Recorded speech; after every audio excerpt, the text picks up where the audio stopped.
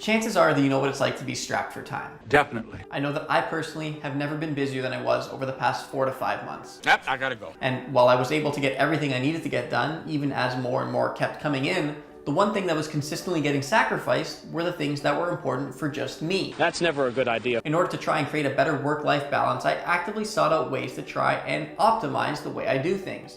And that's what I want to share with you today. 4 easy ways that you can instantaneously optimize your life and create more free time. It's about damn time. Number 1, pick your favorites and remove the unnecessary. I know that this statement can be applied in a number of different ways, but when it comes to this point, what I'm specifically referring to is the world of social media. You don't want to go here, Peter. Something that is incredibly awesome and is a main reason why you're even seeing this right now, but something that can become quite overwhelming and actually preoccupy more of our lives than we're willing to admit. It's not as bad as I've heard, is it? So what I suggest, and something that I had to do for myself personally, was to pick your favorite social media platforms, keep yourself actively engaged on those if you truly enjoy engaging in them, but to cut out the ones that are really unnecessary and you kind of just have there for no real purpose. That's exactly what I needed to hear. There's certain ones that we kind of just have out of habit, or we started out because we wanted to try it, that we know aren't as important or as significant to us as the others.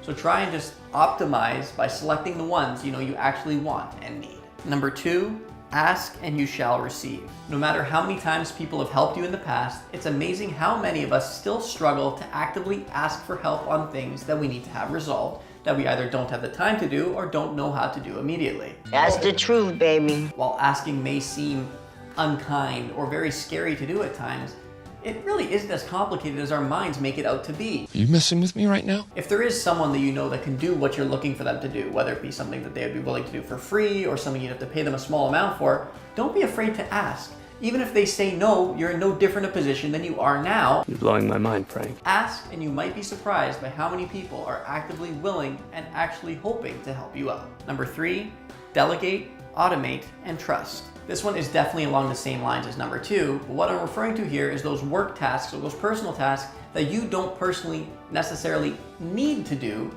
that you can either give off to somebody else to take over for you or get some process to automate it. Not quite my tempo. The biggest challenge to us doing this is that so many of us know deep down inside or truly believe that we are the best or the most capable of doing whatever it is that needs to be done. Bingo. Just because that may be the case because of our wealth of experience with doing it, doesn't necessarily mean that others cannot do it or that they will not do a good enough job that it's not worth handing it off to them. I'm not so sure about that. We can only stretch ourselves so thin. So even if you know that you can do something the best or you've been doing it for so long and it seems only sensible that you keep up with it, don't let that limit you taking on new experiences and doing different things in your life. Number 4, shut off notifications and focus. This may seem incredibly simplistic, but for me, it was a game changer. I'm intrigued. We all know those noises, whether it be a new email coming in, a text message, an Instagram notification, a Facebook notification, all these different noises that we're so accustomed to being a part of our daily life. Okay, that's enough. Stop, please. Even if you don't check the notification as soon as the noise comes in,